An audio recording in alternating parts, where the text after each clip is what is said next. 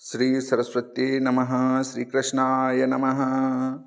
देखिए, आज हम चर्चा करने वाले हैं कि बोवनी तो हो चुकी, अब फसल कौन सी बोएं, कौन सी फसल की पैदावार अच्छी होगी।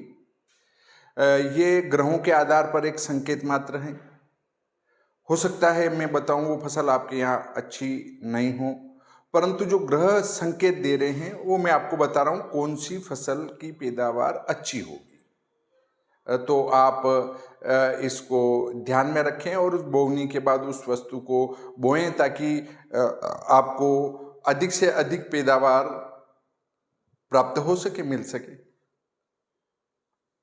अगला बिंदु यह है कि दूसरी हमारी एक तेजी मंदी की एप आने वाली है। उसमें आप आपके खेती में होने वाली सभी फसलों की तेजी मंदी देख सकेंगे और इसके अलावा एक उसका अपना धातु का भी देख सकेंगे। जितनी भी मतलब धातु है या जिन्स है, उन सभी की तेजी मंदी आप देख सकेंगे। एक ऐप आएगी जिसमें पंचांग आएगा, मिलान कर सकते हैं। उसके अलावा आप मिलान के बाद कुंडली भी उसमें देख सकेंगे, पंचांग पूरा देख सकेंगे, व्रत पर्व देख सकेंगे। ये सारी सुविधा मैं उसमें दूंगा। तो अब मूल विषय पर आते हैं कि कौन सी फसल पर हम विचार करें कि कौन सी फसल बोएं। ये है श्री भादव माता पंचांग।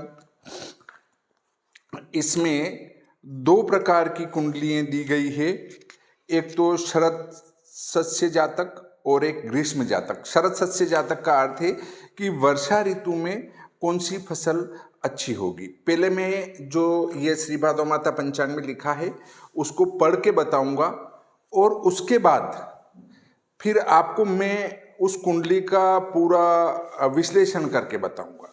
तो देखिए, शरद जातक कुंडली के अनुसार सफेद रंग की वस्तुओं एवं तेल वाली वस्तुओं की पैदावार बहुत ही अच्छी होगी।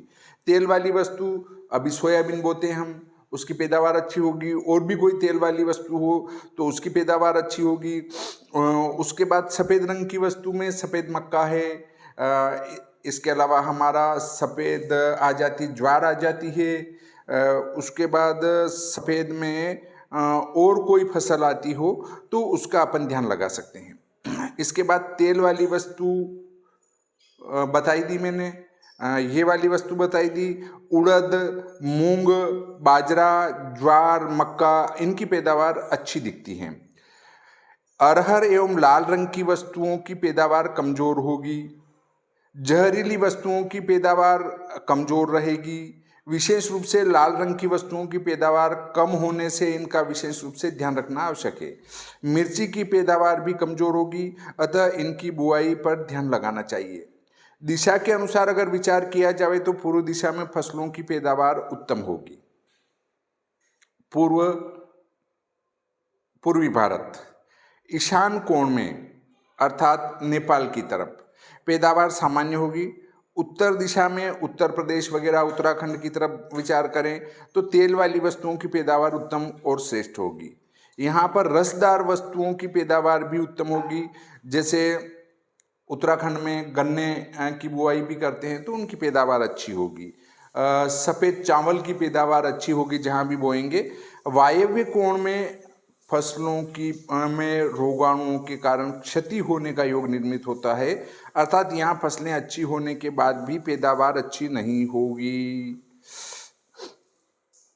पश्चिम दिशा में पैदावार उत्तम होगी। पश्चिम में गुजरात की तरफ, पश्चिमी मध्य प्रदेश।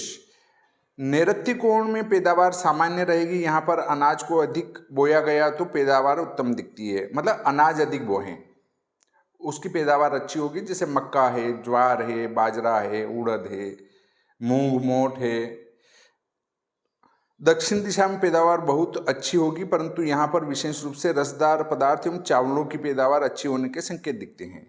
अग्निकोण में फसलों में हानि होने के योग दिखते हैं, तो यहाँ पर फसलें बोते समय ध्यान रखना बहुत ही आवश्यक है। कुंडली में यदि देखा जाए तो हमारा मंगल राहु की युति होने से मंगल से संबंधित वस्तुएं और राहु से संबंधित वस्तुएं, राहु विष का कारक है तो विषदार जो वस्तुएं हैं उनकी, और फिर इधर हम मंगल का जो लें तो लाल रंग की वस्तुएं आ जाती है।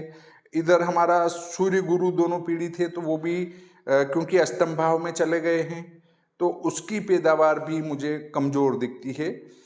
गुरु के कारण अनाज की पैदावार कमजोर होती है, परंतु बुध शुक्र मजबूत होने से गेहूं, ये मक्का, ज्वार, बाजरा, उड़द, मूंग, मोठ इनकी पैदावार अच्छी हो जाएगी। परंतु उड़द का आप पूरी तरह से ध्यान रखें, क्योंकि वर्षा अच्छी होने के योग दिखते हैं, तो अच्छी वर्षा के कारण उड़द बिगड़ न जाए, इसका पूरा ध्यान रखेंगे तो उचित रहेगा। अगर आपको विशेष जानकारी चाहिए तो नवंबर में ये श्री भादव माता पंचांग आप मंगा सकते हैं, घर बैठे आपको डाक से मिल जाएगा। इसमें ये सारी जानकारियाँ रहती हैं। यहाँ पर जो हम शरद सस्य जातक कुंडली पर विचार करें तो एक बात और सामने आती है, वो ये आती है कि लग्नेश लग्न को देख रहा है, इसलिए सब कुछ स्थिति होते हुए भी, सारी स्थितियों के निर्मित होते हुए भी फसलों में कुछ न कुछ पैदावार तो होगी। मतलब पूर्णतया पैदावार रहित क्षेत्र दिखता नहीं है मुझे। केवल आपका वायव्य कोण और अग्निकोण जो है उसमें मुझे थोड़ी गड़बड़ दिखती है। बाकी क्षेत्रों में तो पैदावार, कोई भी फसल बोएंगे तो भी थोड़ी बहुत पैदावार भी पर होगी। सोयाबीन की पैदावार अच्छी हो जाएगी क्योंकि वो तेल वाली वस्तु है, तो सोयाबीन की बुआई आप निसंकोच कर सकते हैं। उधर वर्षा कुंडली पर विचार करें तो वर्षा में आपका आषाढ़ मास ठीक दिखता है, श्रावण में थोड़ी वर्षा में कमी दिखती है, भाद्रपद में भी सामान्य वर्षा रहेगी, फसलें जाएगी नहीं, परंतु भाद्रपद उत्तरार्ध और आश्विन के प्रारंभ में वहाँ पर वर्षा के संकेत मिल रहे हैं, तो आप इसको ध्यान में रखें और आगे आप पंचांग का अवलोकन करें। आपकी कोई समस्या होगी तो वो इसमें मिल ही जाएगा कि वर्षा कब कहाँ कैसी होगी, और इधर आपका इसमें सर्दी की फसलें कैसी होगी, वर्षा ऋतु की फसलें कैसी होगी, ये जानकारी मिल जाएगी। वर्षा के संबंध में मैंने जो आपको बताया था वो पंचांग को पढ़ के ही बताया था। उस वीडियो को आपने बहुत ज़्यादा लाइक दिए हैं, तो फिर मेरे मन में आया कि भाई हमारे भाइयों को, किसान भाइयों को मैं इसका लाभ भी दूं कि कौन सी फसल की बुआई अधिक करें तो आपको अच्छा लाभ प्राप्त हो सके। इस प्रकार आज का ये प्रकरण यहीं समाप्त करते हैं। श्री सरस्वती नमः, श्री कृष्णाय नमः।